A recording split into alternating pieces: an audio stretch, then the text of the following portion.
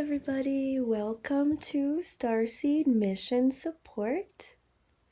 We are here every Saturday afternoon, and we are here to hold and support and to transmit codes of wholeness and healing and embodiment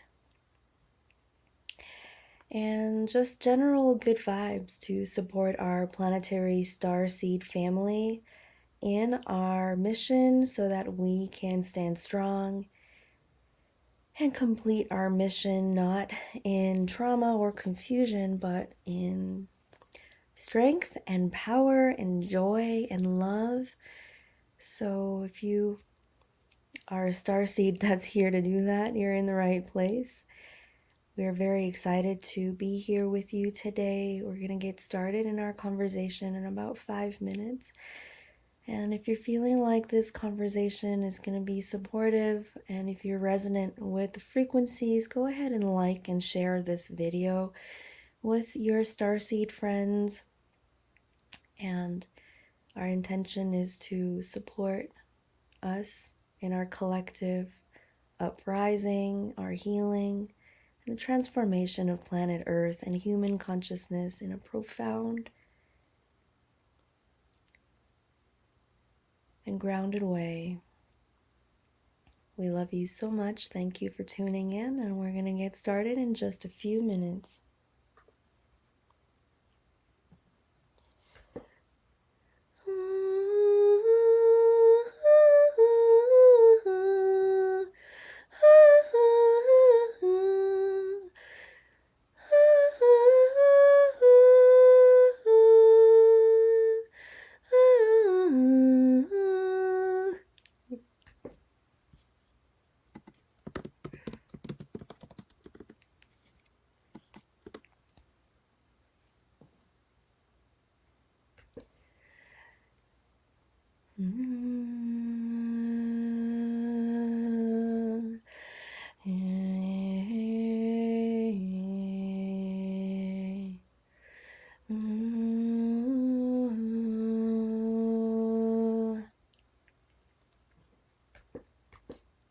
Oh crap, sorry guys.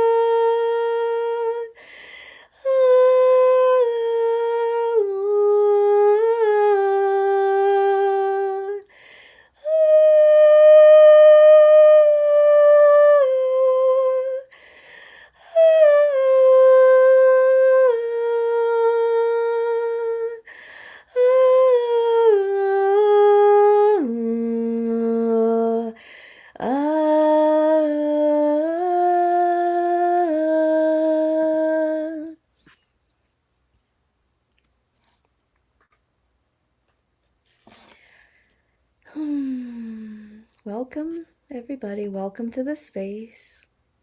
Settle in, grab a cup of tea. We're going to hang out for a little bit today. And just kind of relax and breathe, settle in, and start to harmonize and tune in with the frequencies. Just come into your body, take a couple of nice long breaths. Settle in to hang out with your beloved Starseed family in the mothership.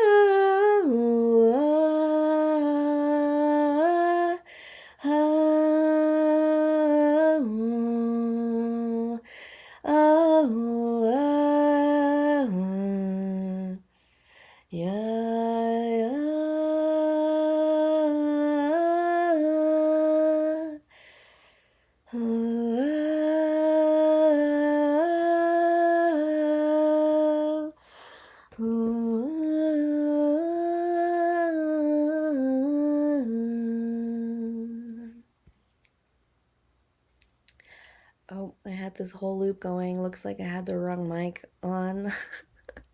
That's okay. Let's see. Mic. Well, now I don't need this mic. Anyway. Okay. That was fun. I got to hear it. I'm sorry that you guys didn't get to hear it. It was really beautiful. But anyway, somebody says that acoustic is nice, and sometimes it is so. So I hope you guys can hear me okay. Guess I'm on this regular mic today. Just waiting to get feedback that you guys can hear me okay. Okay. So, I'm very excited to talk about this discussion we have today. I want to predominantly focus on the empowerment and the solutions and the antidote, but I'm sure we all are seeing this crazy agenda out there right now that's just trying to create as much hatred and fear around race and racial wars and things like that. And I could feel the collective energy bubbling up around it, especially because when I was in Sedona just this last week with the Crystal Skull, for those of you who don't know, one of the original 13 Atlantean crystal skulls came into my reality a week ago and just totally flipped my world upside up, as I've been saying. And it came and visited the Earth Star Sanctuary and spent a couple days here. And we did an amazing Equinox ceremony. If you want to tune into the energy, it's the last week's Starseed mission support video. It's on the YouTube channel. You can see a recording of just this little meditation I did with Bill, who's the keeper of the skull. If you want to kind of check it out and tune into the energy. I know a lot of people in the comments were saying that they were having incredible experiences with the energy. But anyway, a lot happened when the skull was here. I'll dive a little bit into some of the things that was happening because it's kind of all ties into this conversation we're having today. It's very much about our earth-based lineages. You know, in the Starseed community, we want to talk about the star people, and we want to talk about Pleiadians and Arcturians, and oftentimes we forget to have conversations about the amazing earth-based lineages that, of course, all come from the stars, but, you know, are all very unique perceptions and descriptions of this universal force of life. And so it's all very relevant to this conversation we're about to have today. So I'll start with some stories about what happened when the skull was here.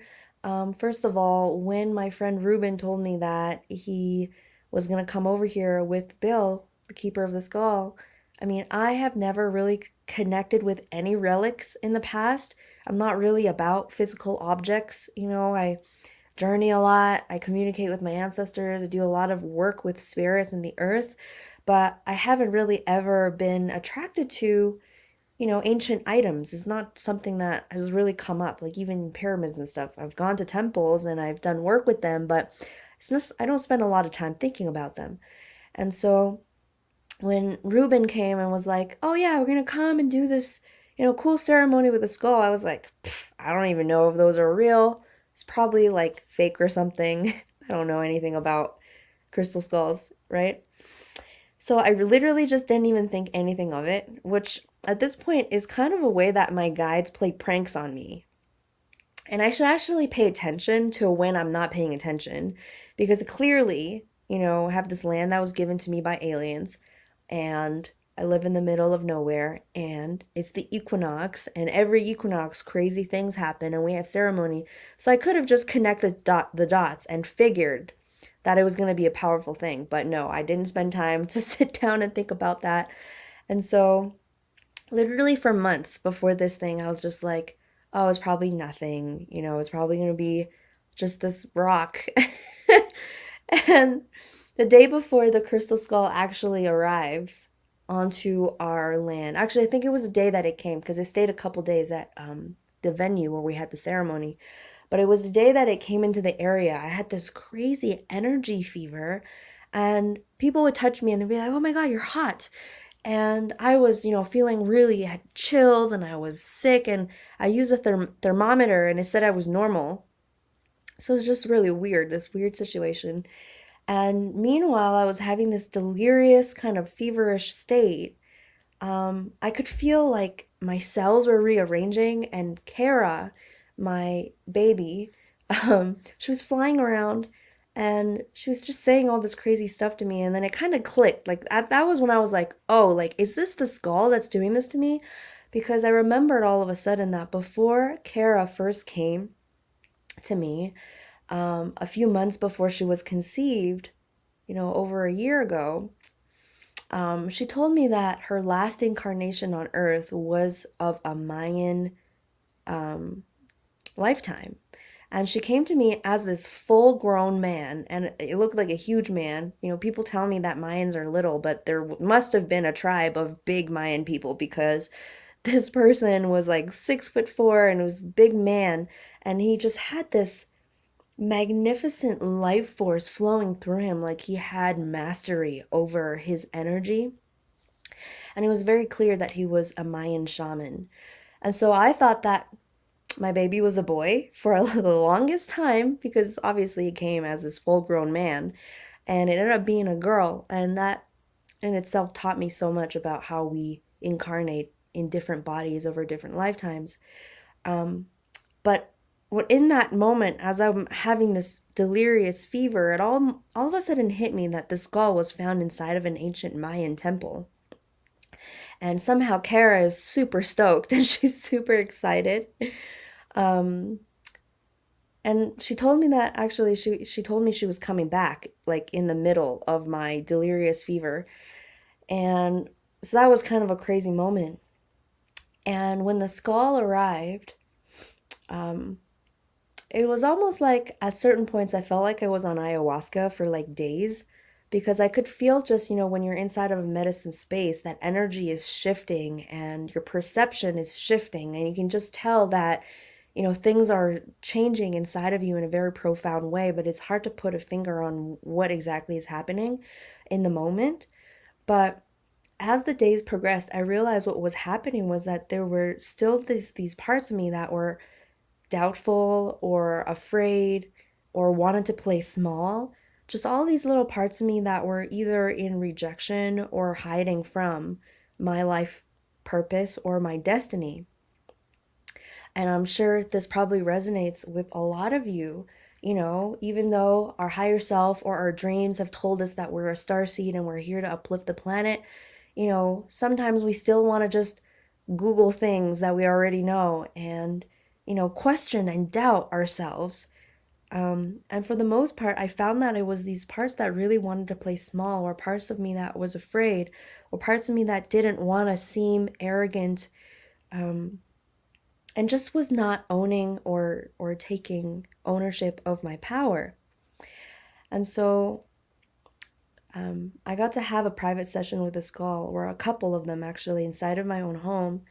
And I just remember sitting in front of the skull and it kind of laughing at me in a way. Like it's just such a friendly energy. It's such a benevolent, friendly energy. Like this old friend that never forgot who you are on a soul level and have been with you over many lifetimes and knows and have seen you in your power, in your embodiment, in those lifetimes when you were fully in your power.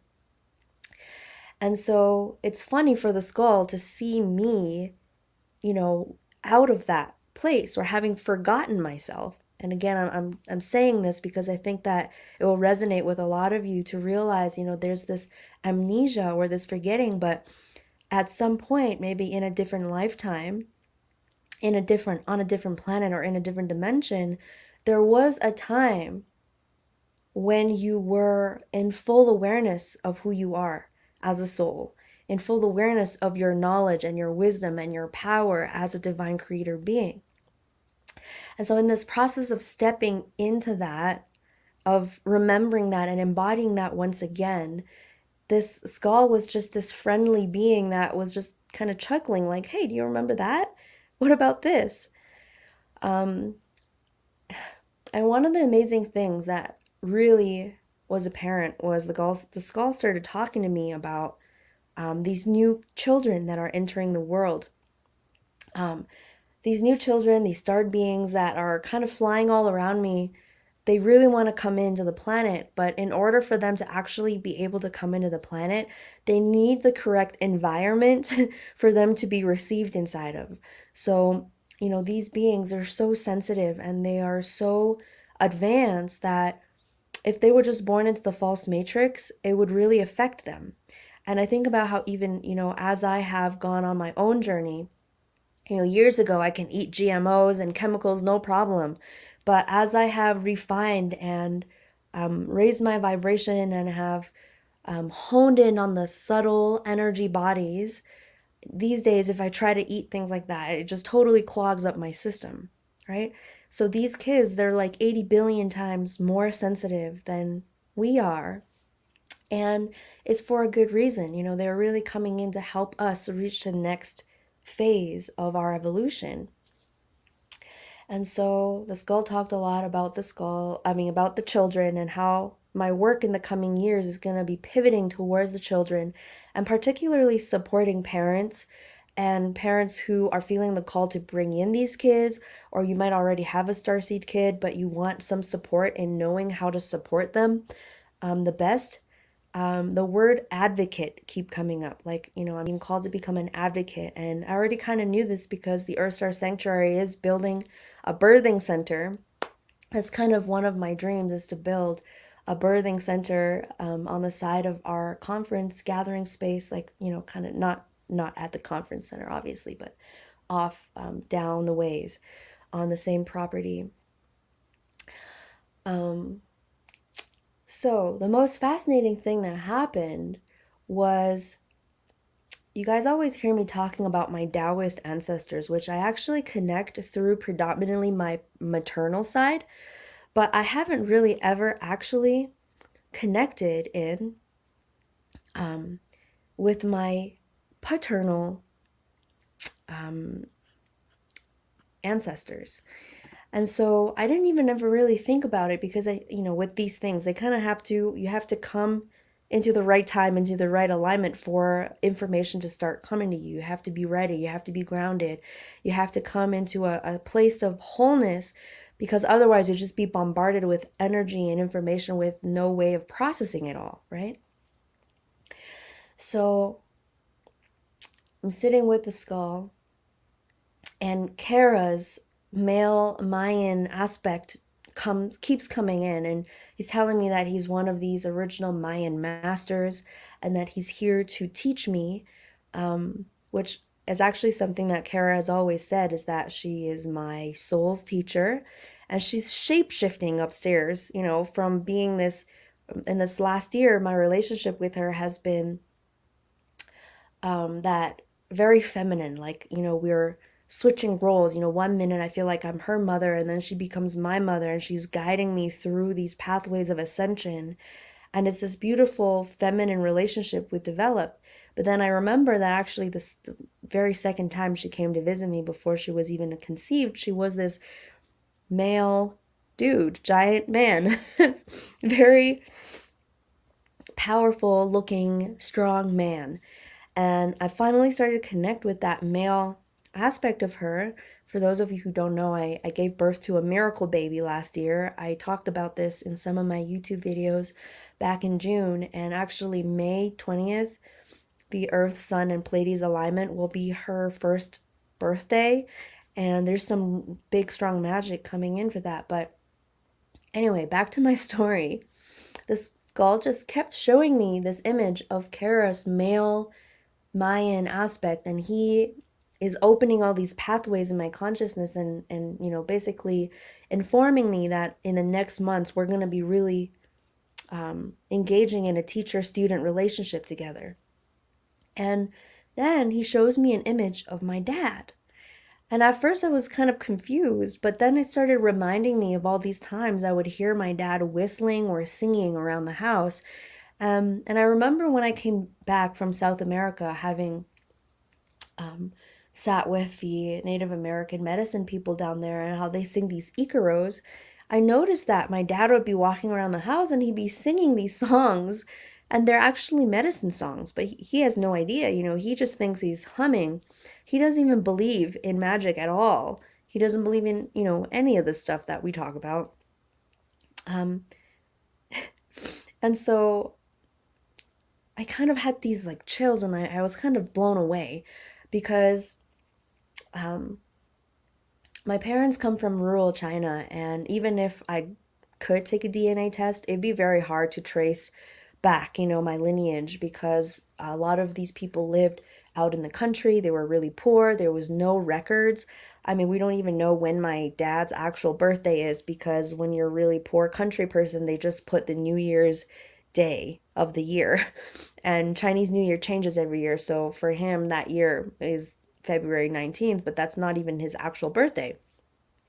So it's been kind of hard for me to connect in with his side of the family, his parents. His mom died when he was little, and I've actually never met his parents. So when Kara started showing me images of my dad, at first I was kind of like confused about it. And then it hit me, I started seeing my dad sing these songs, and I was like, could it be possible that my dad actually has South American DNA?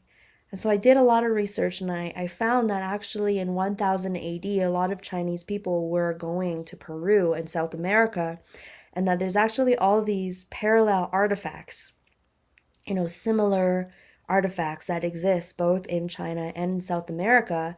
And, it seemed to confirm that it's possible that I might actually carry the DNA of these Mayan lineages, which makes sense as to why the skull actually came to my house and Kara is choosing to incarnate through my vessel.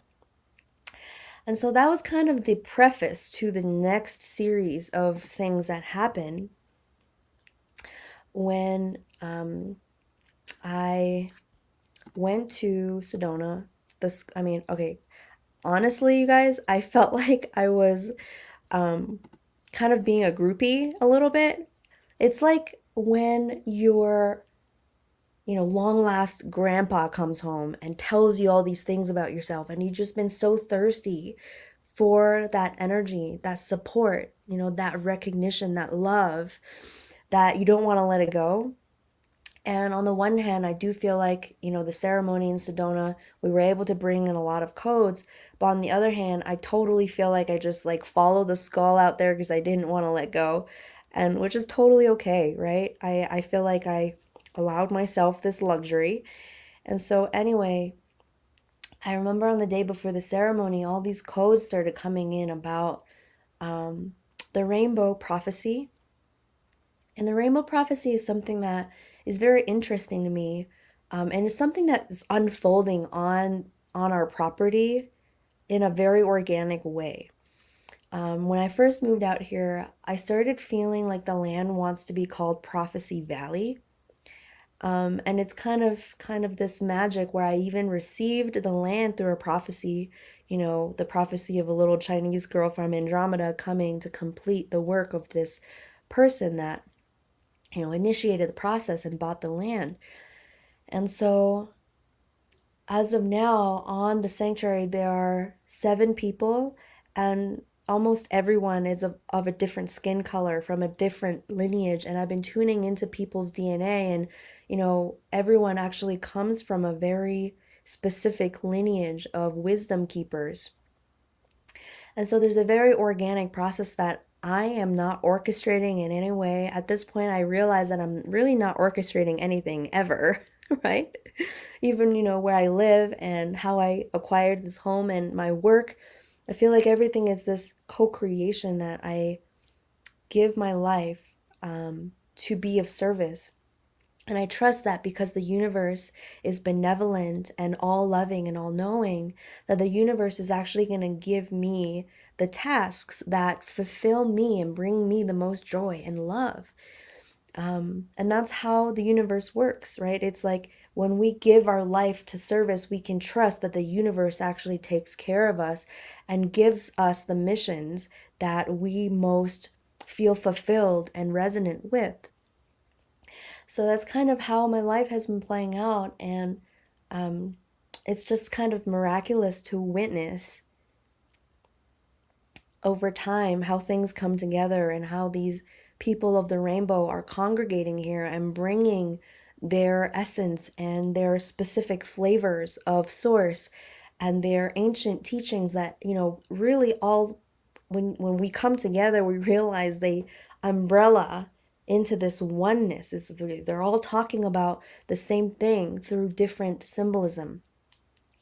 And so I never watched the news, but people have been showing me these articles about these shootings, and particularly, I think the new Black Lives Matter is Stop Asian Hate or something. I don't even know anything about these things. People show me these articles, and I'm like, oh, this is what's happening in the collective. And there's actually a deep activation that's occurring right now. The ceremony that we did in Sedona, there were people representing all 4 corners of the planet, all 4 races. And I'm going to go into why I really don't want to use this word race anymore. Because you just think about it. The word race, it means you're competing and running and you're racing against each other, right? And we're not racing. Nothing on this planet is competitive. Everything is co-creative. So why would we label each other, these different races, and then compete, right? That's just like inherent in the word. So there's obviously way more lineages than just 4 colors or 10 colors or whatever shades of skin there is. But this particular ceremony brought together all these people, and the unifying force was this purity of heart. That's what I noticed inside of this circle, was that there was very little ego. There was a lot of earnest, honest intent of service and love. There was a very pure motivation, which was felt in the group. Like it was just obvious that everyone was there for this unified reason to heal and uplift each other and humanity and the earth. And so then one thing that the skull continuously said to me was, "You are the skull." And I think this had a few different connotations, and I'm going to break them down because I really want to share this energy with you because I think is relevant.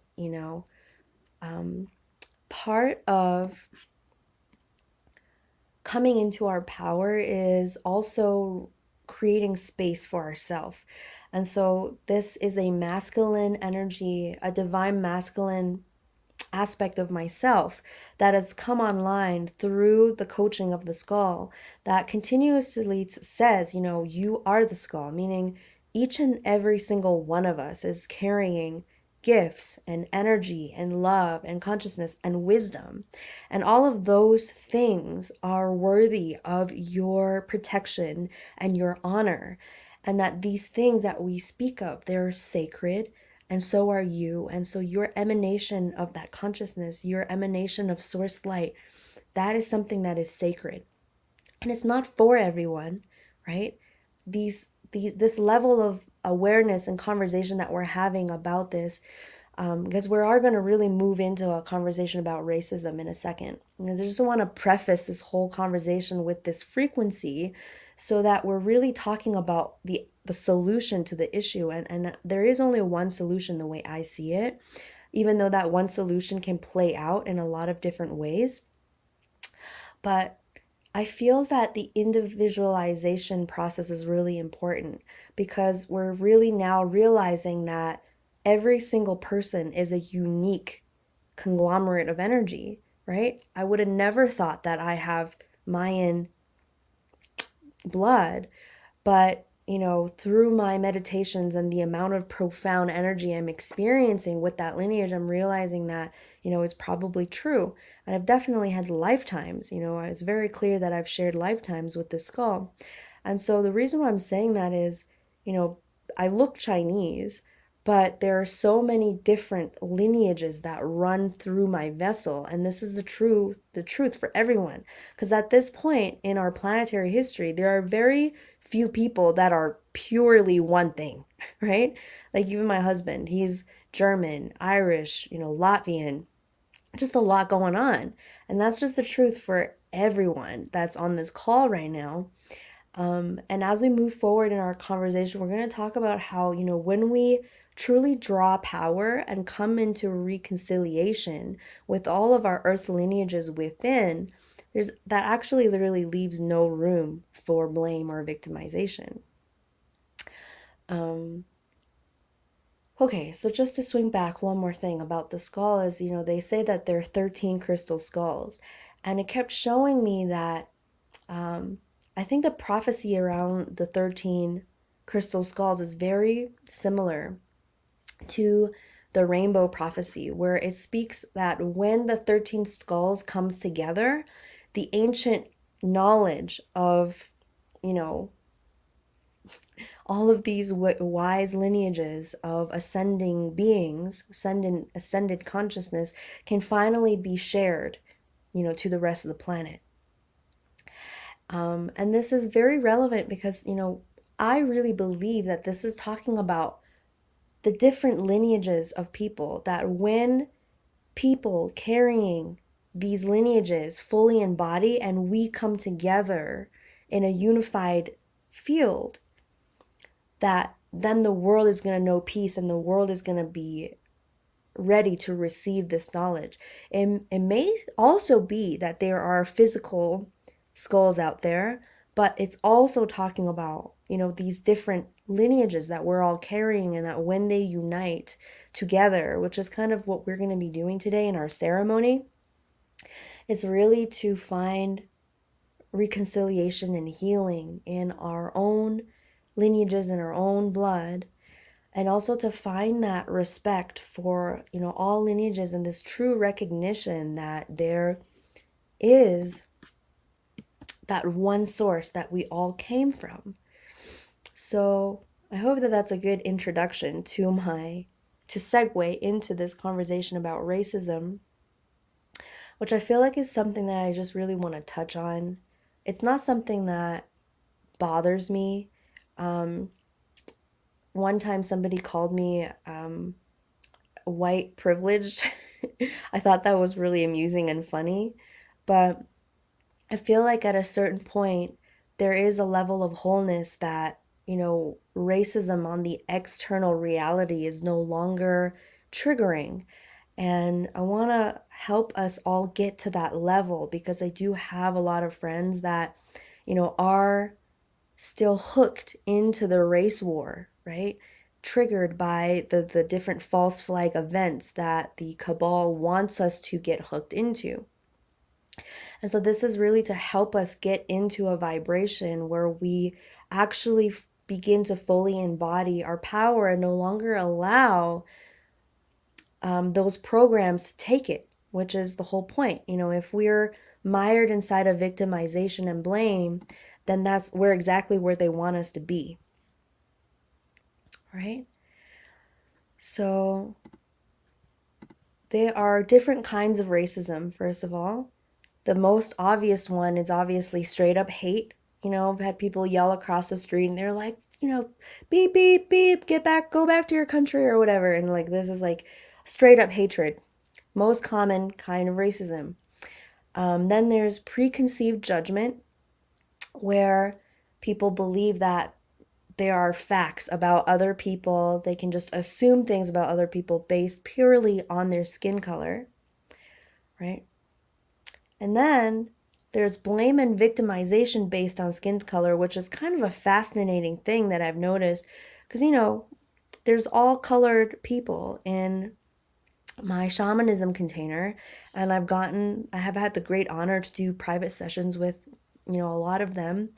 And it's oftentimes, I've really grown this soft spot for the white and pale skinned people because I feel like there's at this point this reverse racism thing where we're being programmed to basically blame the white people for everything, for the destruction of the planet, for the rape and pillage of everyone. And what's interesting is in my session work, there's a lot of shame and guilt and just deep grief inside those bloodlines because our white brothers and sisters were the first people to have their roots chopped off, right? And then they were programmed to be the bad guys. And so that's kind of I say that's kind of a double whammy. It's just like a different perspective, right? And then there's a different kind of racism, which is tribal superiority, which is kind of a deep program. And this is something that I believe was programmed into people so that we would start to infight, because I don't believe that humans were originally designed or created to be warring. I feel like human nature is actually kindness and cooperation, even looking into the fabric of this planet. This planet is an incredible example of how synergy and synthesis and how co-creation seems to magically function together in this ecological genius. It's kind of the vibe of the planet, right? So where does that tribal superiority come from? And this is like, I see this in my, different tribal brothers and sisters and dark skinned brothers and sisters who are like, oh, there's white superiority. Well, actually, we're the best. Like, we own the world. Sacred knowledge belongs to us. We are the best kind of energy. And ultimately, these are all viruses of the same kind of beast, the same artificial division program that we really want to address with a neutral, kind of lucid perception or vantage point. I find it helpful to realize that what we're engaging here is a spiritual war and no human tribe came up with it, right? Even though we want to hate on, the Spaniards for coming and destroying the land and killing lots of people, where does that energy come from? It's not native to humanity. It's not native to the earth. And so when we realize that, we actually start to point our awareness towards the right enemy, which is never each other, right? It's not the humans. It's not the humans that are the predominant force behind the division, even though there are human beings that have been programmed to be the ministers or the managers of this project. So I personally feel that the antidote to all of these things is actually to embody our power and to get to know our own ancestral, earth-based, magical ancestors, our ascended ancestors. The reason for that is, the thing that drives the separation, it's victimization, right? When we feel victimized by a different race, when we feel victimized by things that have happened in the past, when we feel like things are unfair or that, let's break down victimization for a second. Basically, when you're victimized, it feels like something outside of you has power over you. Something outside of you can create fear in you, can create restriction and just the shrinking feeling, right? It feels like someone can take advantage of you or make you small. And this is a totally normal energy to feel when we have been abused. But the thing is, being a certain skin color and having been abused, which I guarantee you all of humanity has been abused. There's not one human tribe that has not been abused. Maybe actually there are, I know they just popped in. There's a couple of tribes that still exist completely untouched or uncommunicated by modern civilization. But, even they do interact with these energies that are on the planet that are abusing humanity. So, long story short, we've all been abused, right? So, what do we do at this point when we realize that we've been abused? Do we continue to point fingers at other people who are of a different skin color? Do we go outside and yell about it? I think sometimes it's okay to do that, but for the most part, like the thing that I'm not seeing in a lot of these movements is the taking responsibility of each and every single unique individual's own trauma, right? Because I grew up in a completely white high school. I was literally the only Chinese person there. I didn't get bullied a lot, but I was literally just totally a loner. I had no friends, absolutely at all, because I was not able to fit in. I didn't feel like I had any desire to, and no one really made an effort to be my friend either. So, that was just kind of the way it was. But going around the planet doing grid work and, seeing my ancestors' bodies or just like bodies of people that are of my color buried in the dirt because they've been working and enslaved to build all sorts of stuff. I could easily just slide into that victimhood and be like, oh, the world just enslaves Chinese people and I need to fight it, right? But if I do that, then I take my energy and awareness away from what actually gives me power. And that's what the system wants. The system wants to take your awareness and your attention away from reclaiming your power. And where does your power come from? Your power comes from your connection to yourself, your connection to the planet, and your connection to your galactic and your earth-based lineage and ancestors, right? At this point, I would say that it's equal. This is why, my center is called the Earth Star Sanctuary. It's equal. If we focus just purely on the star energies, we're not going to be able to ground into the story of the planet. We didn't come to incarnate in these beautiful human bodies to just neglect that entire side of our life. And I find that in my shamanic work, a lot of people's problems actually come from not having done ancestral work because, we live in these physical bodies and our ancestors' memories are literally flowing through our blood. And that goes for the ascended, super powerful stuff that our ancestors have done, and also the kind of crappy stuff that our ancestors have done. I mean, I have cleared or made peace with ancestors that were, you know, There's this one guy that was a crooked minister in the government who enjoyed hookers, and did drugs and made dirty money, like had to accept that that person was made of the same flesh as me and that there needed to be reconciliation that has to happen. And that goes for every single one of us.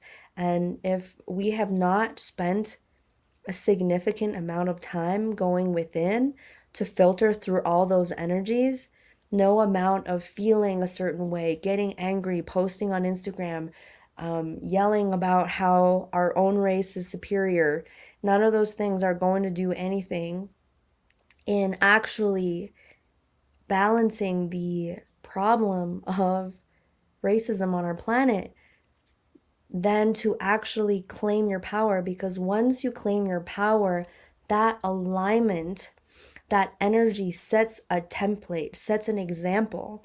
Because right now, the world doesn't even know, what an empowered Chinese person looks like, what an empowered Native American person looks like, what an empowered, Kemetic person looks like, because that they've been working so hard to destroy this knowledge and these teachings. And so if you don't focus on reclaiming those, who's going to do it? Right? And when you do reclaim and those powers, that template, that energy fully lands and blooms inside of your own energy body, then that when you experience that, you realize the amount of power that's there, and you realize that actually if, you know, 100 people fully step into their earth and star harmonic empowerment, then the Cabal would just completely lose all of their control. So,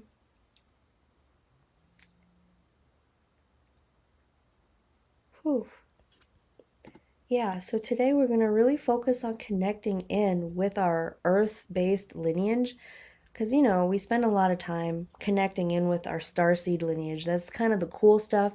But to me, I feel like connecting in with my earth-based lineages is like the super cool stuff. Like, that's the stuff that attracts star beings to Earth, right? Why was I was flying around in space and I was like, I gotta go to Earth. It wasn't because I needed to come here and save everybody, even though that's kind of, part of it. It was really because there's so much magnificence and juice, just this thickness of information and experience that can be had here, that's like interesting, intriguing stuff. And so I invite you to have that curiosity towards your own bloodlines, even though there are parts of you that are going to immediately start to block that because there's a lot of pain in the pain body that has not had its time to get aired out. And I like to say that that trauma, that pain that has not had the chance to heal is actually the source, or maybe it's not the source of racism, but it perpetuates racism. It perpetuates victimization. Because once you realize how multifaceted you are, you begin to realize how multifaceted everyone is. And then there won't be a desire to lump anyone into 4 colors or, by their skin color whatsoever. And I feel like, the people that are tuning into this live stream, you're probably not racist at all. But there's all these different, very subtle energies, like white people blaming or tribal superiority. These things are very subtle and they can sneak out of your awareness, even though they are still the energy of racism. And so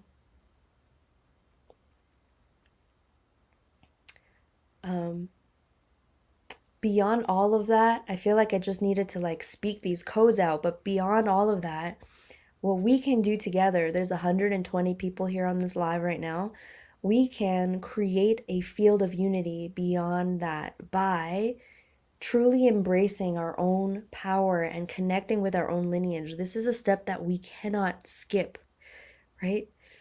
When we meet the power of our ancestors, and we truly begin to humble ourselves to embody and to walk with that power, whew, and we bring that energy right together. So if I'm doing that and you're doing that and my neighbor's doing that and all of the beings in the circle are in their power, this is the frequency of the new earth, right? When we come together in that embodiment where none of us are feeling victimized, where all of us are in complete connection and pride of how amazing it is to get to have this human experience. When we come together in that energy, that is powerful. Okay? So that's kind of what we're going to attempt to create today together. We're going to attempt to create this field, and we're going to move through, forgiveness and gratitude and connection and of course, all of these energies inside our body, right? And really just send that energy into the collective consciousness so that we can all give each other more space to breathe. We can all give each other more benefit of the doubt. And to really actually just truly honor these energies as sacred in every moment of our life. So, how are you guys feeling? We're gonna dive into our healing together in just a couple minutes. I would love to know how you're feeling and if today's talk is resonant and making sense.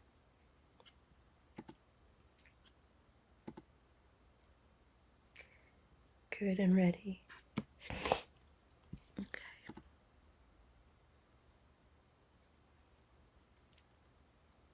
Somebody says that they feel like they're on psychedelics when they watch my videos. So I'm a part of a galactic collective consciousness that actually brought different plant medicines to Earth. I have a very deep understanding of how these medicines work. So I do channel those energies when we do our healings. So that is absolutely normal. Gonna put my mic on here.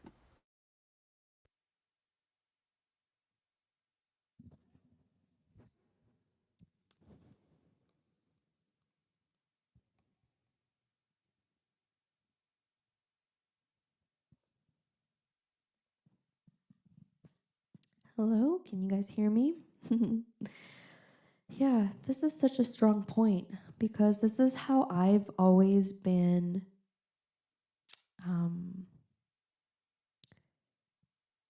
guided to move through this energy myself, is to realize that, ultimately the dark do not want us to reclaim our power, to have access to what originally belongs to us, right? And so they'll do everything to try to grab onto our attention and to pull it, to put you into that vibration of victimization. And so it's attractive, though. That energy is really attractive. They're like, don't you want to just get mad about it? Don't you want to just, feel like it's unfair and that people are just always victimizing you? Like, don't you want to feel it? And it's very seductive, that energy, especially if there is unhealed pain, right? And that pain is totally warranted. That pain deserves to be there for sure. These experiences that we've had on the planet, they're very painful. So coming into neutrality and actually going in with the divine love that we have in our heart to really go in and heal those energies, it has to be our priority. Without it, right? Without that healed wholeness, without that power, we're still existing in a vibration that, we have lost our power. And so we're going to be in a world where the world disempowers us because we don't, we're not actively working on being in our power. So we did a similar healing in our class this morning, and it was really potent. So I just want you to be aware that we're about to enter into a medicine space, that we are about to do some energy work, that we're going to maybe go into some deep places, and just know that you are held, you are loved in this space. If at any moment the energy gets to be a little bit too intense, just kind of come into your body and you can walk around and just breathe and know that the energy is going to move through, that your higher self is overseeing the process, that you're okay.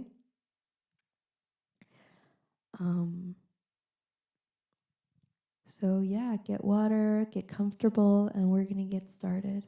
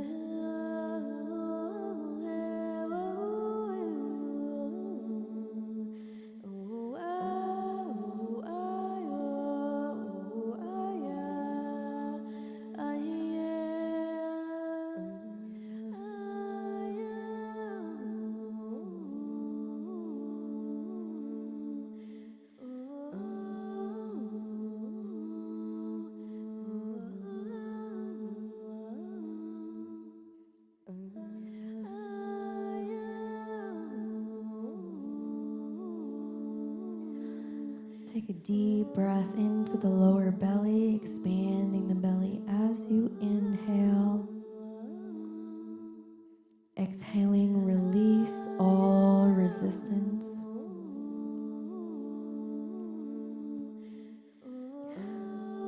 A deep breath into the lower belly. Exhaling, release all tension, all fear. Breathing down into the feet, opening up the feet chakras. Breathing up to the top of the head, opening up the crown. Allowing energy to flow through our vessel freely.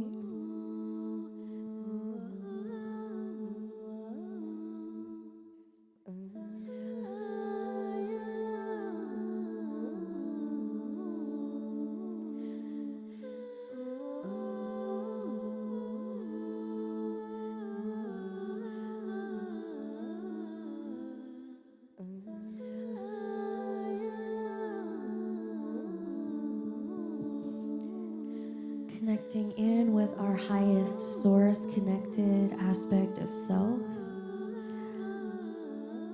Connecting in with our angelic galactic team. Connecting in with the source of living creation. In with our highest source connected. Crap, you guys. Sorry. I'm having technology issues today. Let's try that again.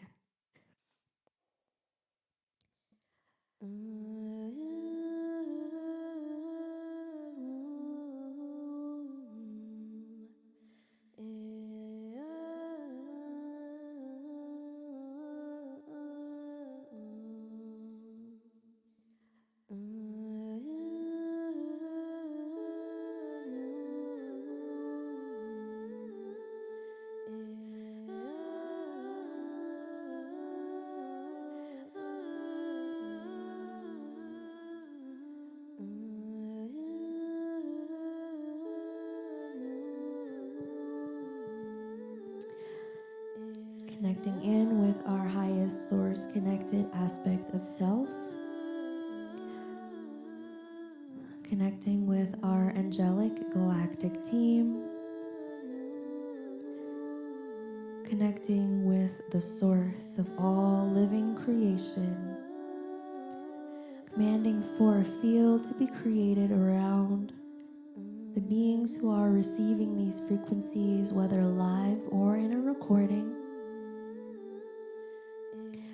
Allow only the vibrations which are in alignment with the receiver's highest love and joy to transpire. Envelop this field with the highest frequencies of source love.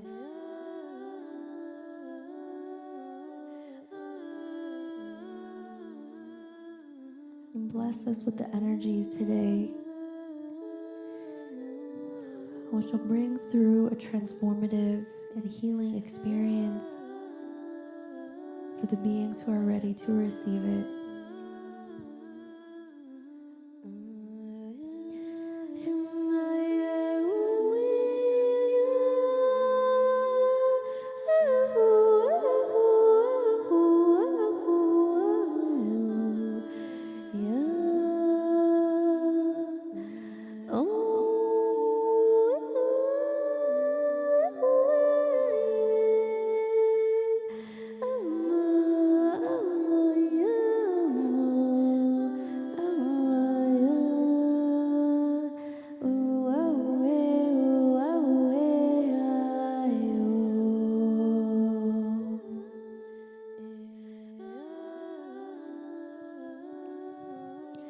Breathing down into the lower belly.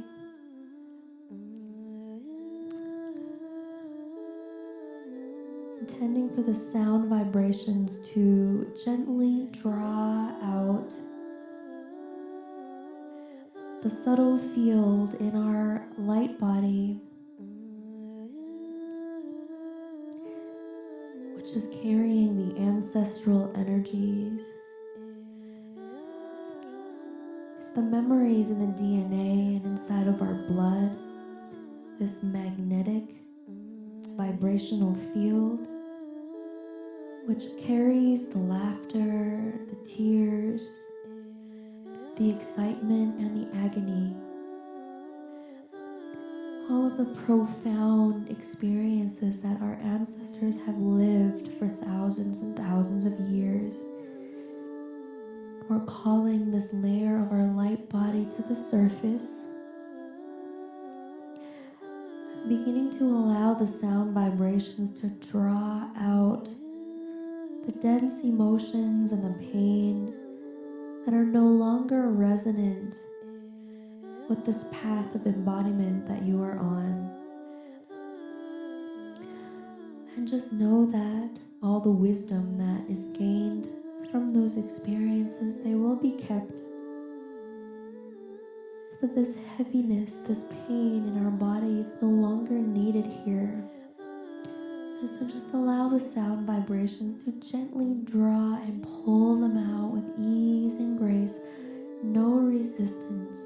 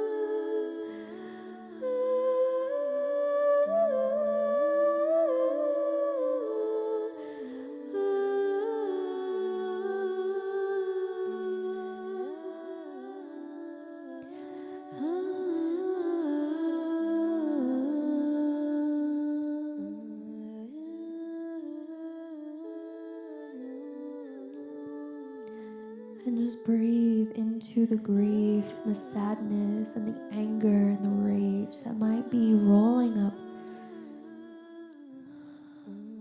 All of these feelings that our ancestors may have experienced, perhaps being completely abused by another tribe, or perhaps setting another tribe's village on fire. all of these experiences that humanity have gone through in ignorance. Allow those energies to come and find peace.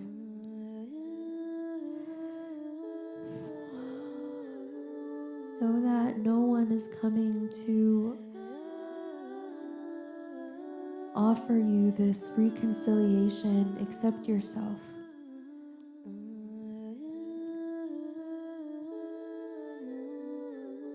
What has been done is done. And now it's time for us to heal as a collective. It's time for us to bring in forgiveness for our ancestors, to bring in gratitude for our ancestors, and bring in this cosmic healing love to allow our ancestral energies to ascend into love. As long as there is an honest desire in your heart, you are infinitely deserving and worthy of healing, of forgiveness, of reconciliation.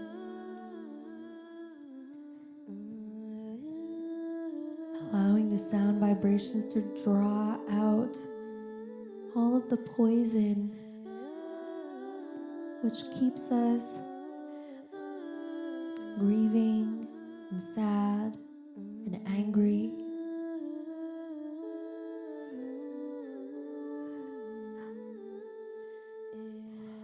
And these grief, this pain of devastation. Allow that devastation to be witnessed and allow it to gently seep out of your energy body and be renewed by the sound vibrations.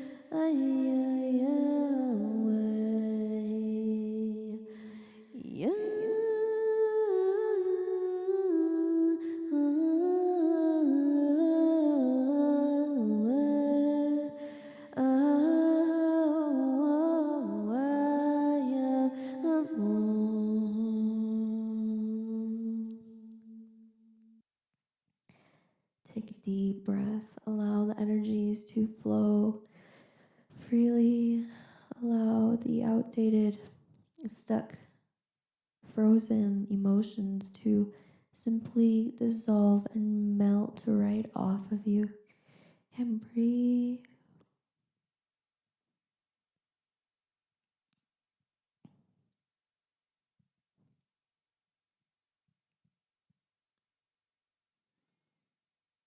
What would it feel like to be free, to be pure, to be just the lightness of your own soul?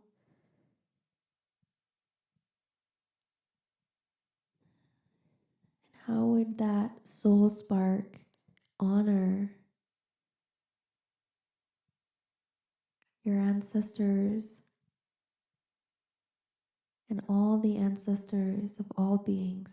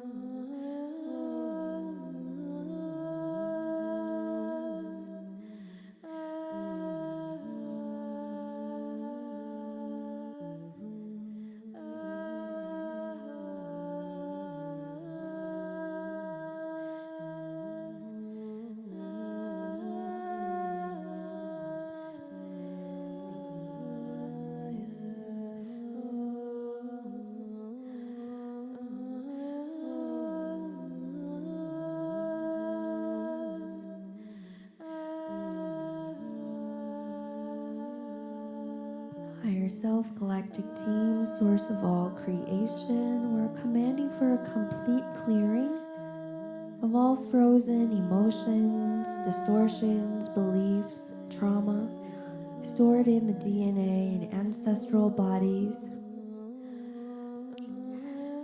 Commanding for a complete clearing of outdated grief, rage, anger, pain, agony, poverty, fear, allowing for a complete clearing of all of these energies from our DNA and ancestral body.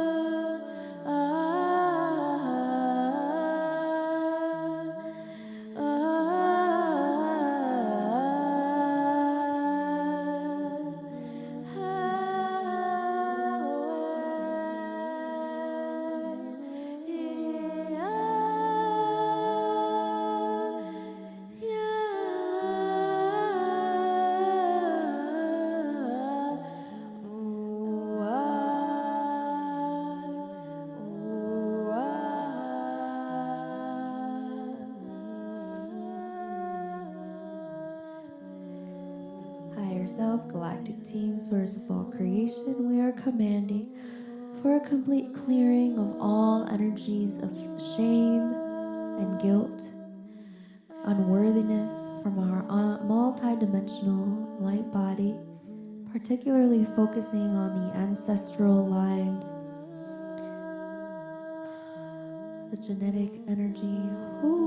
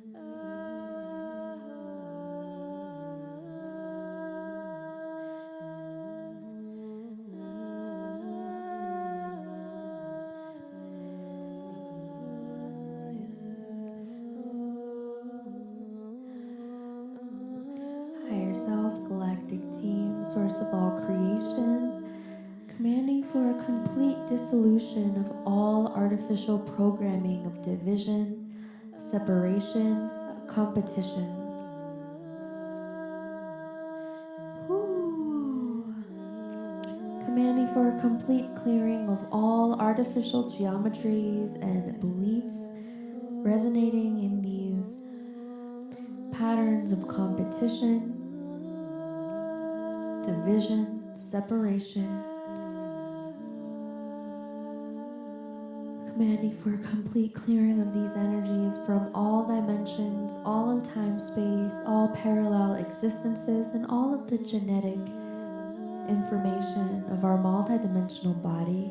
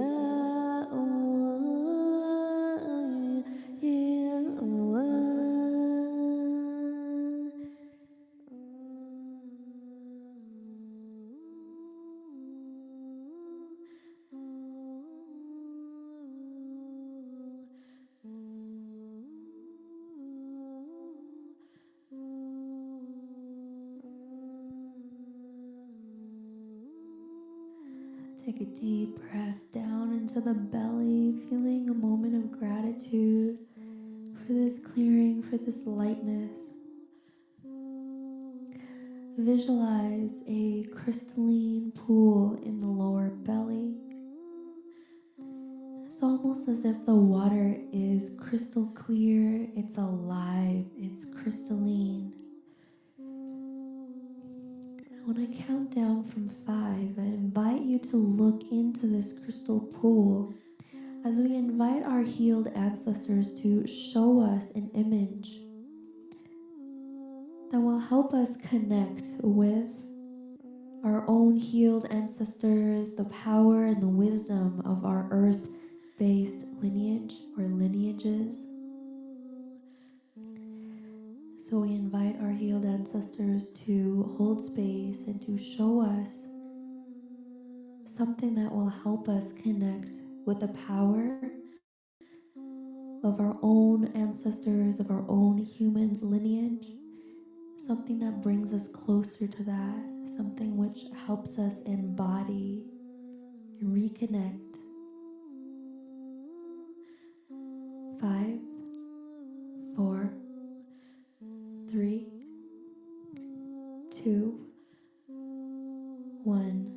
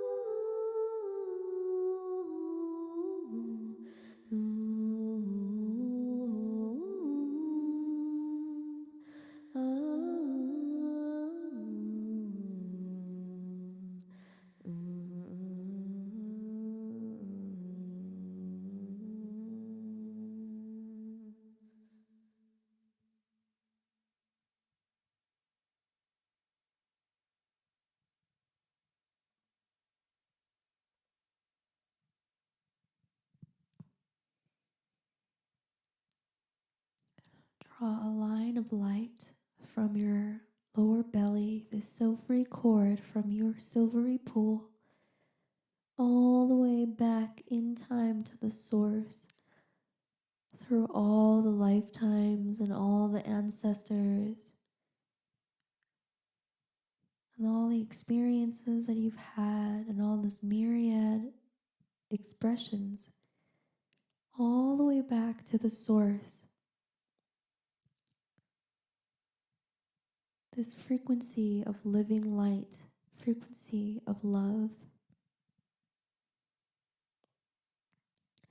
I invite you to visualize hundreds of silvery cords moving up to source from all over the planet. These are the people that are here in the ceremony and all the beings that are tuned in a future now moment.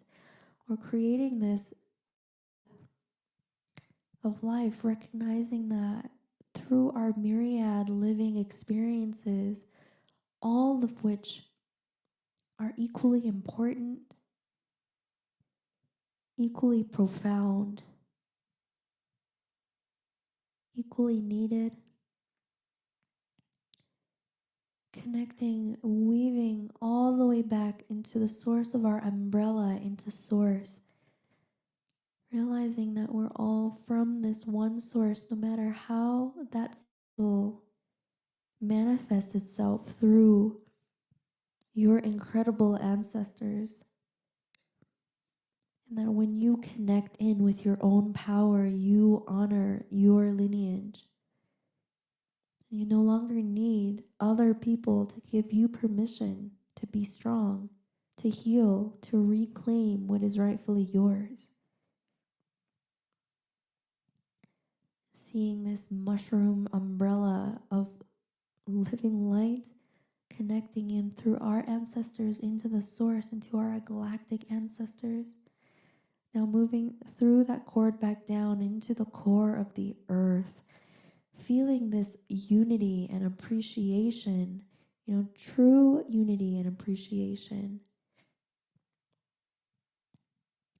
where we inspire each other to heal, inspire each other to reclaim our power and to be strong, not just to be polite with each other, to truly love each other and support each other on this journey.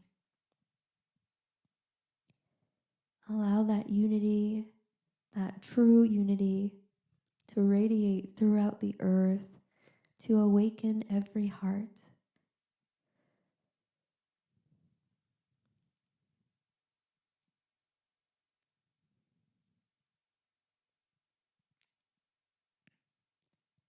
And hold this field for as long as you are comfortable. Take your time.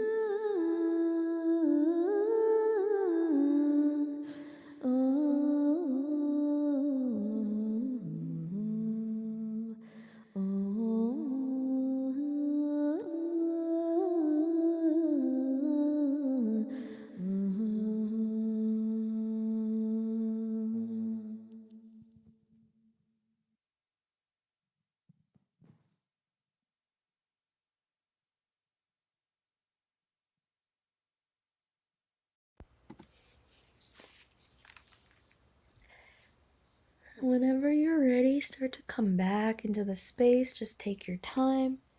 You don't have to come back. You can just bask in the energy if you would like. You can just rewind the video if you want to stay in the space, if you feel like there's more medicine in the space for you. And I'm just gonna sit here and hold the space for a little bit longer to allow the beings that want to come back and reconvene, give you a chance to write a comment. And we'll see what happens.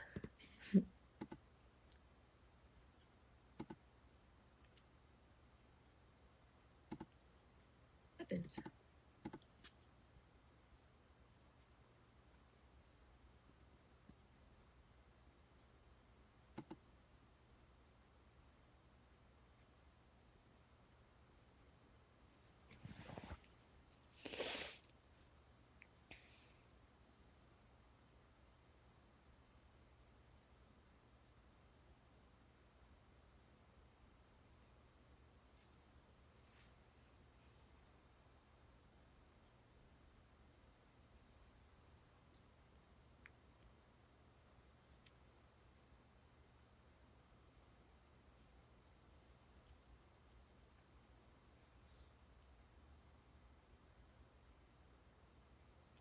If you didn't see anything in the shamanic journey, you can just try again later.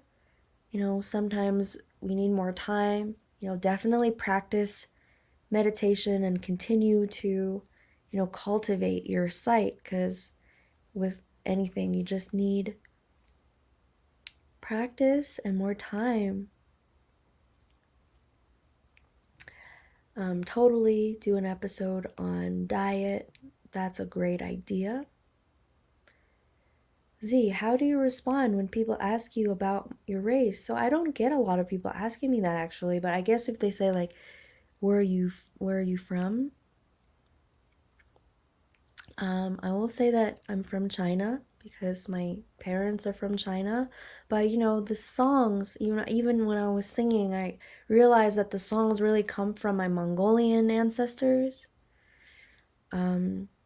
So it's really awkward when the guidance is speaking things and then I immediately experience how those energy are playing out in my own life, but really, I feel like I'm really a way shower for this energy.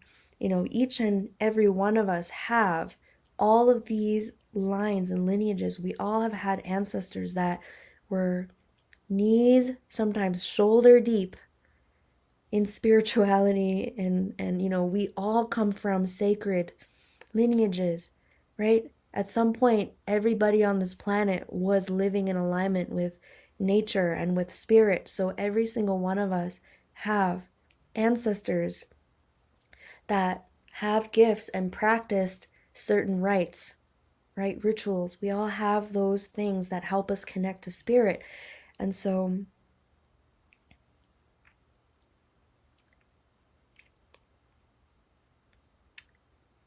yeah, definitely just inviting us to find those things because whew, I especially feel the pain of a lot of my Caucasian brothers and sisters because, like I was saying in the beginning,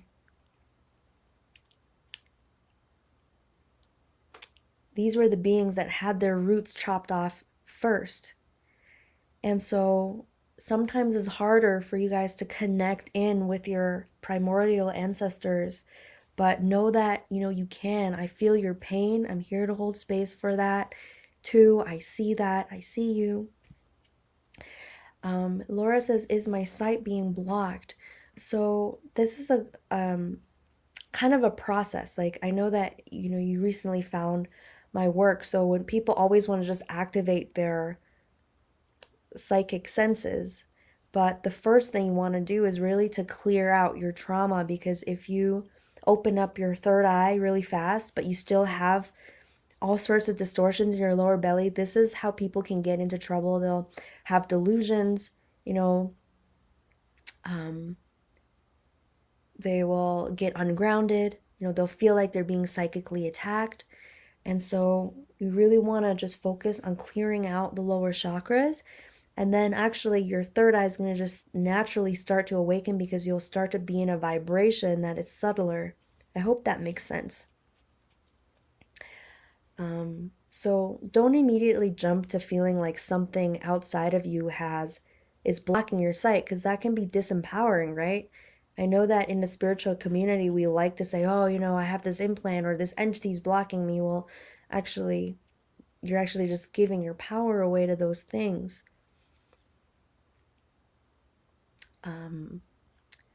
So hope that is helpful. Whew.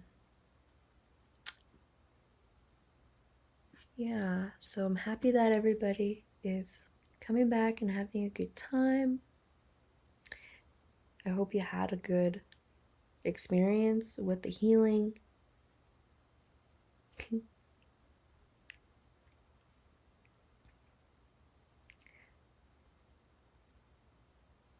So, Laura, I have a great video on my YouTube channel from the 10-day series I did earlier in the year.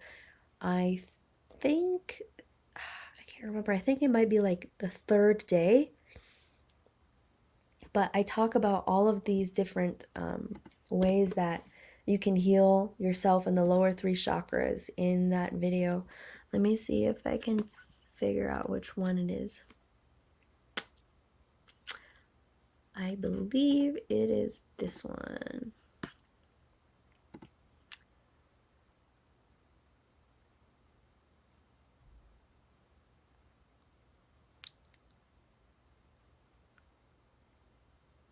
So I think it's the original Divine Human Genome, but now I'm not sure if it is.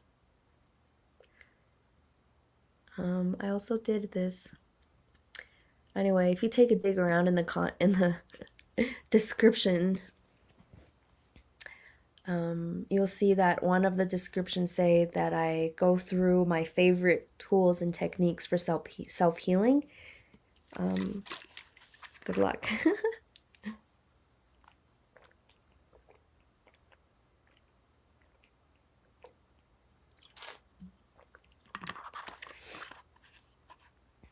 Okay.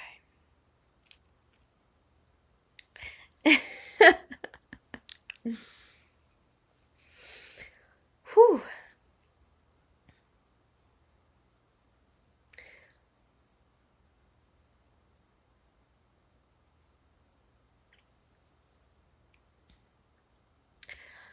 Well, thanks so much for tuning in. Thanks for hanging out with me on these Saturdays. If you're feeling like these ones are helpful, please do share with your friends and family so that they can access these free healings. I'm really just wanting to support us. This series is called Starseed Mission Support.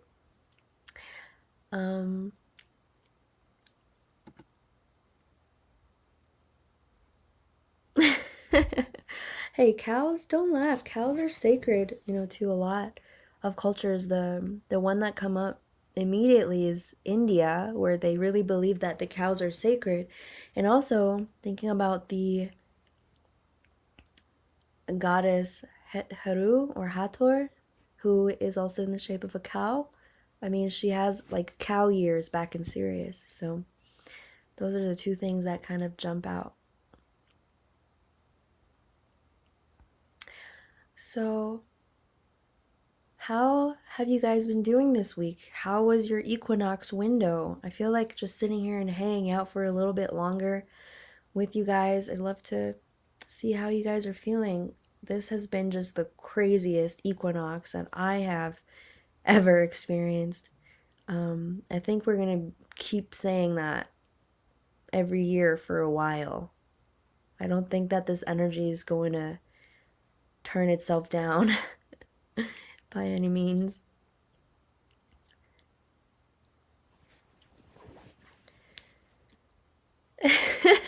Somebody says the equinox is super powerful. Did light language ceremony. Saw God. No big deal. No big deal. Saw God. Yeah.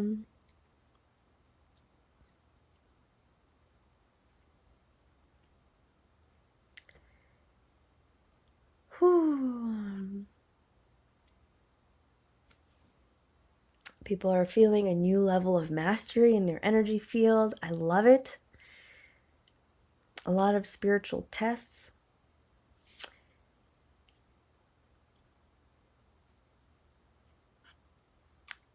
Angelique says, I feel like I'm hanging on by a thread. What's going on? Tell us. So, you guys have to understand that if you ask for help, even if you ask me for help in the astral plane, I am known to come So definitely like reach out in the astral plane and just ask for me or my team or your higher self, whoever you feel like can ask me to come and help, and I will show up. Sabrina says, Z, how was it for you? It was crazy.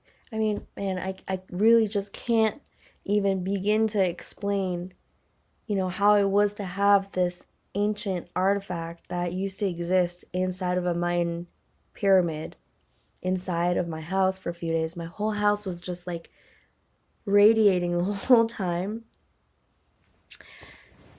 Whew. And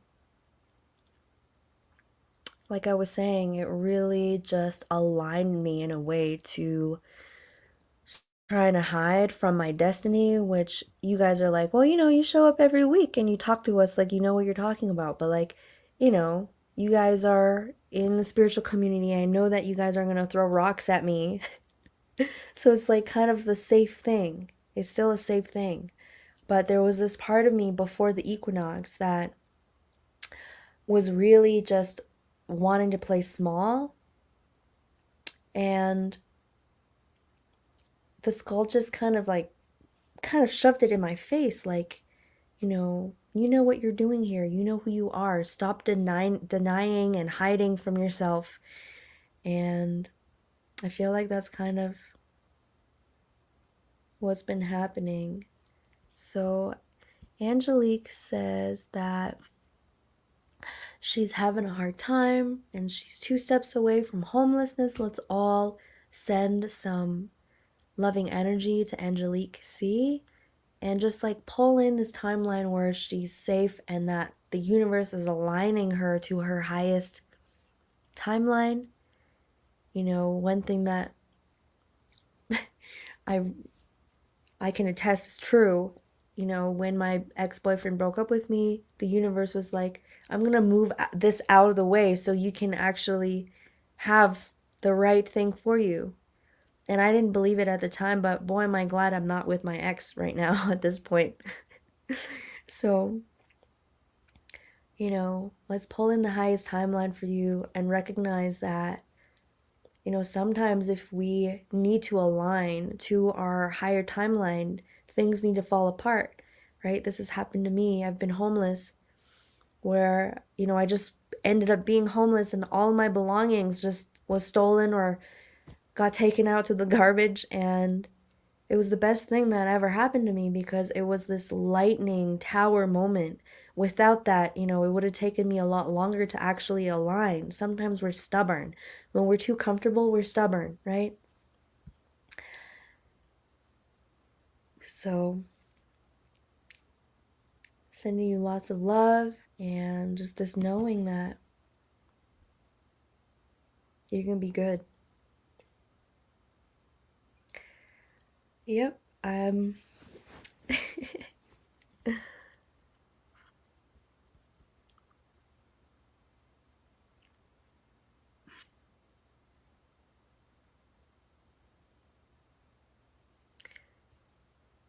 Oof, and yeah, that was the main thing that this girl was saying, is that we have to come into our power, right? Every single one of us. And whew, it's like, I think one of these days we're gonna have a talk about money. And Laura, that's a great video. You can start there, absolutely. Um, but one thing that I'm seeing in like, a lot of light workers is like from the heart and above, we're so friggin' powerful. There's so much energy. There's so much light. And then the lower part of our body is like this wispy branch that's just swaying in the wind. And no wonder, we're not doing the thing. It's like we came here to transform this planet. Like there's just all of this motivation and desire and galactic higher dimensional energy and light, and then the lower chakras are just like and it's like, let's just get in here, do the work, get strong, expand our tree trunk so that we can land all that energy and be active in our mission. And that's what we try to focus on, with our clearings, as I'm trying to just support you guys in clearing and healing as much of that and getting strong in the lower chakras as much as we can.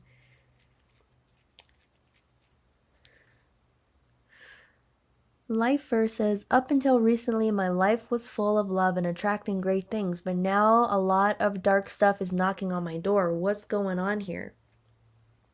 Yeah, so a few different things could happen. One thing is that when you begin to raise your vibration at a certain point, something's going to try to test you. And sometimes this knocks you back. But if you have really learned all of the lessons and teachings, if you really embodied all the things that you've learned in that period of time when you were evolving, then you would kind of ninja your way through that, right? It's kind of like your exam. The opposite perception of that is that when you begin to raise your vibration at a certain point, something's going to come and try to knock you down.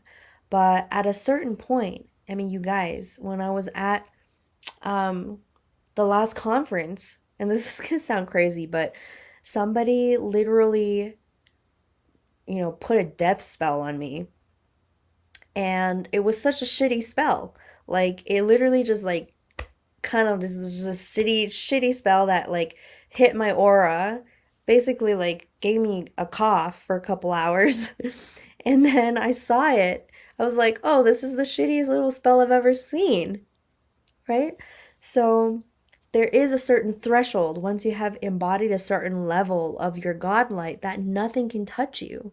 And it's literally the song that was playing in my head. It was like da da da da da da da, can't touch this, and it's totally true. So if you're feeling like there is something attacking you and there's a part of you that's afraid, work with that part that is afraid or feeling like you are being attacked and that anything has more power over your energy than you, right? And this is just a process of entrainment, because if we lived in a society that told us we're just this little powerless human for our whole life, then it's going to take some time for us to reprogram our entire energy body to be like, no, I am literally God. I am God essence. I'm not all of God. I am the essence of the divine, and nothing can harm me. I think this is in the Bible. It says, no weapons formed against me shall prosper. Love it.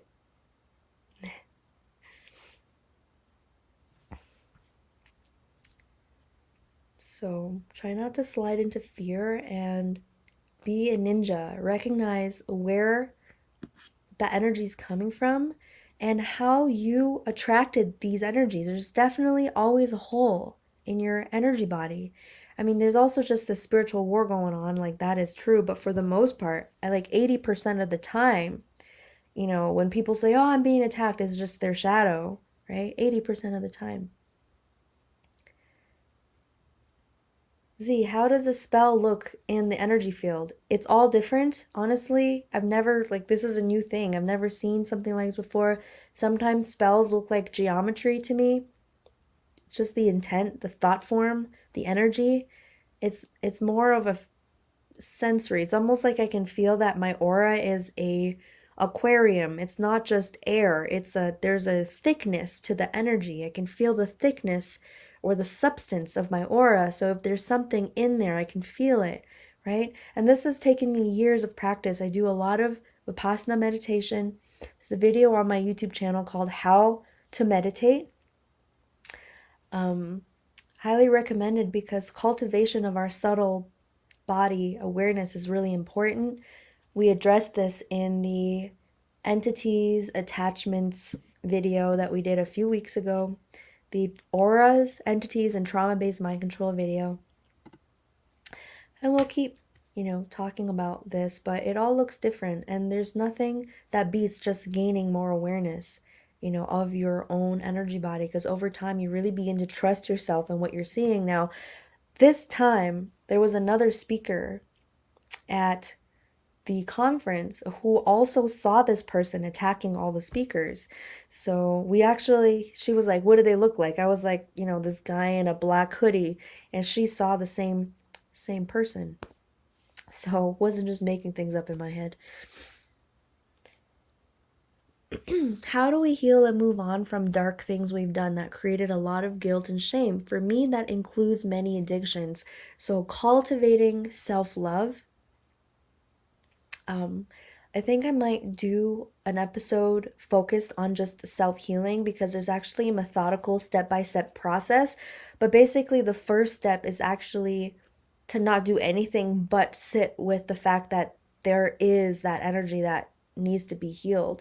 Because oftentimes we skip that first step and then we haven't gotten all of the parts on board with that healing, so we just then try to go and heal it, and it's this like distorted masculine energy, like, oh, I've got to heal this thing, I gotta yank this out, this thing's, wrong with me, I gotta fix it. So we want to flip into the aligned feminine energy of unconditional love, where you're actually holding yourself completely with unconditional love, meaning, I am unconditionally loved, accepted, just as I am, just as I am. And once you have cultivated enough that of that energy, you can kind of just move it through the body into the places. So usually guilt and shame is solar plexus and sacral chakra. That's where it's stored.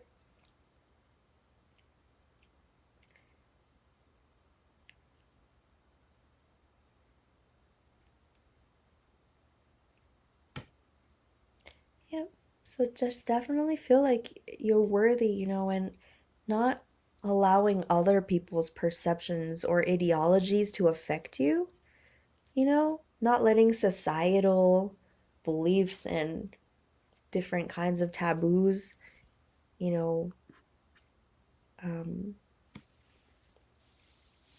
distort how you get to feel about yourself. And thank you, as a man in today's society, porn is really damaging. Absolutely. And it was designed to be a weapon, right? It was designed to distort our men who are supposed to protect and revere and honor the women.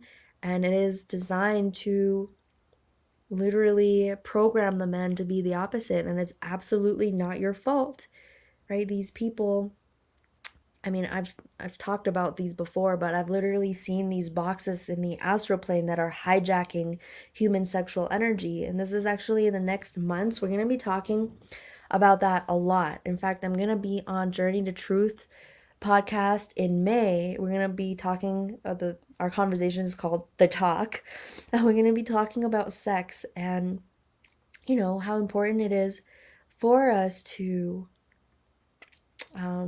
just have these candid conversations where all parts of you are accepted and loved and just understood. It's not your fault.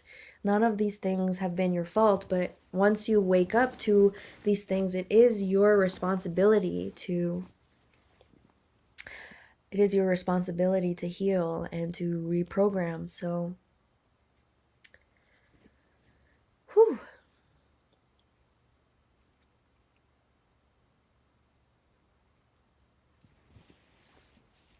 I'm getting all tangled up in my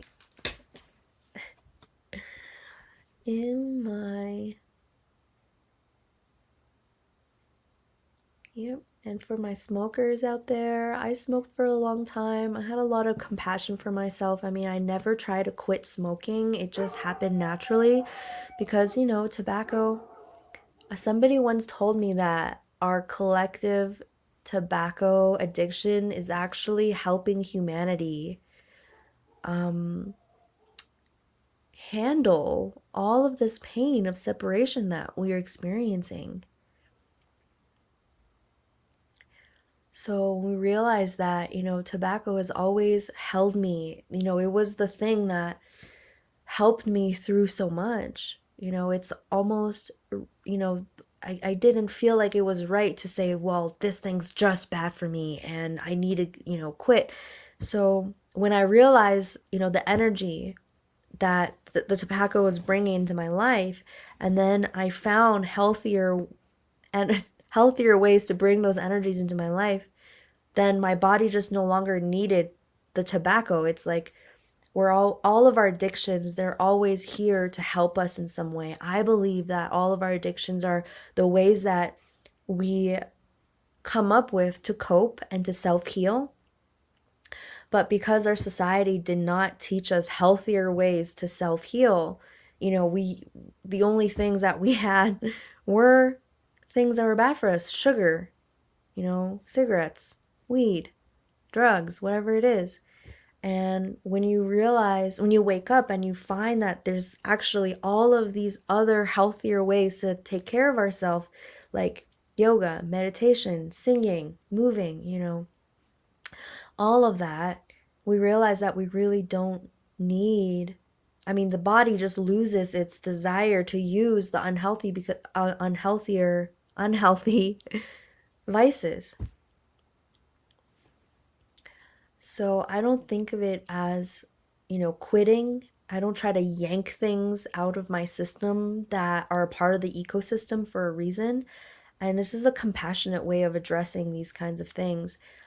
Because when I begin to replace with healthy alternatives, the addiction actually just falls away. And actually, even with marijuana, like I find that weed really helps the sensitive people be in the Gaia frequency when they live in the city.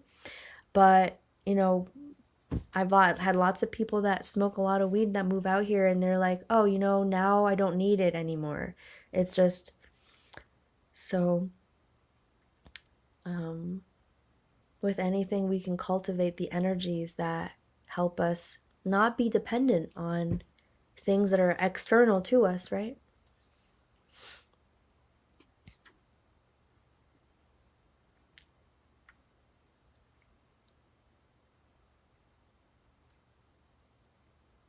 Arlene says, I've been purging like crazy for weeks. It is very painful and uncomfortable. Arlene, I just want to congratulate you and say welcome. I'm so happy that you, on a soul level, have chosen to do the work and go through the discomfort for the love of humanity and for the love of your planet. I congratulate you. I celebrate you in that process, and I see you.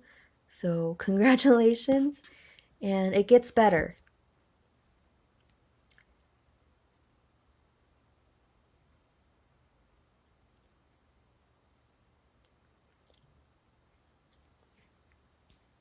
Yep. So, I mean, there's so many things that tobacco did for me. One of them was, I kind of didn't grow up with a very strong masculine presence in my life. And I never developed a strong masculine energy inside of myself. I just didn't have any other role model for that energy. And so when I was homeless, when I went through crisis, I always just had the tobacco to help me get through it. So, for example, when I had to go and pick up Kara's dead body, like there was no way for me to be able to do that. And I, communed with the tobacco, and it gave me the strength. It gave me the stability to just go and do the hard thing. So I can't actually blame the tobacco. In fact, there's a great level of gratitude for the sacrament. So, tobacco also is very protective. So, when I lived in the city, I found that I needed the tobacco to really like keep my aura clean because there's just so much crappy things everywhere. Now, of course, you can use crystals, you can meditate, you can ground, right? There's so many other techniques, but at that time, I didn't know about all of these other things. So I used tobacco, that was the tool. Um, so when we understand that, the tobacco brings in the protective, grounded, masculine energy, you can check in with yourself and see if you are missing that energy, and then begin to consciously cultivate that energy inside of your body. And you'll find that, tobacco becomes not as appealing because your body just is really not the greatest, most appealing thing. Now I smell cigarettes and I'm like, oh, I can't believe I smoked that.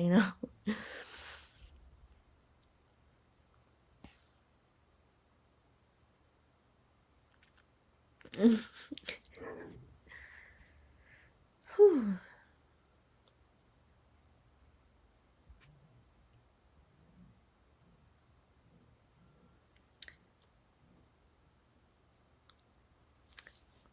right, guys. Well,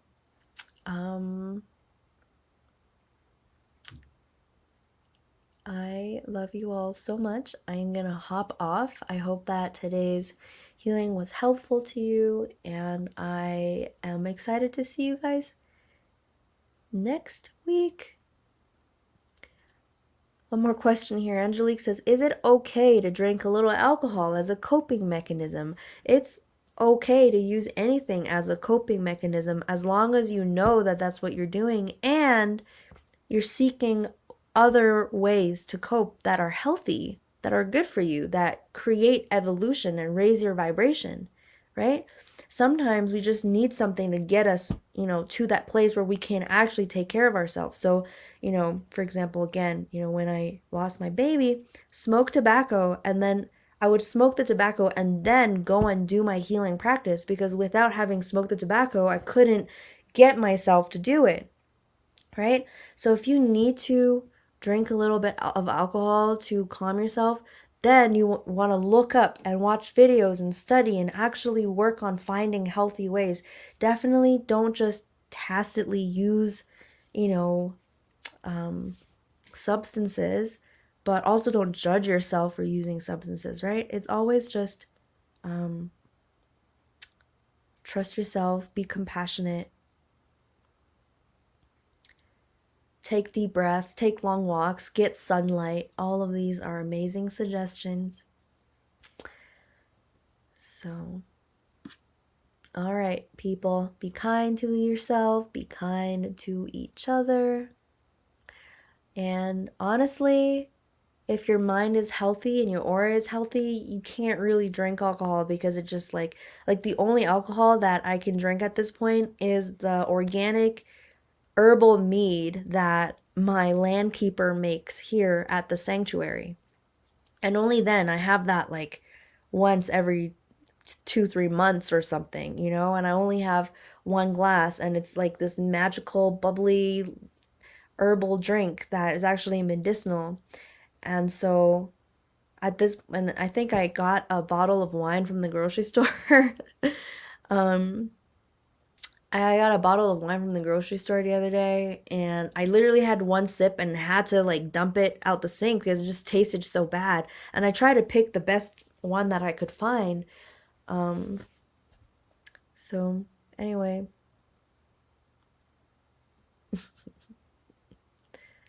um, as you ascend and as you evolve in frequency, things are going to start falling away, and you don't have to force anything, right? You don't have to be like, okay, I'm not going to do this. Like, just keep organically raising your vibration, doing the good things, do the good things, do the good things. Don't focus on what you shouldn't do. And then eventually, things will just fall off. It's just be like, okay, like, you know, all that stuff. So, anyway, I love you all so much. Those of you that make kombucha, send me some. Just kidding. And I'll see you guys next week.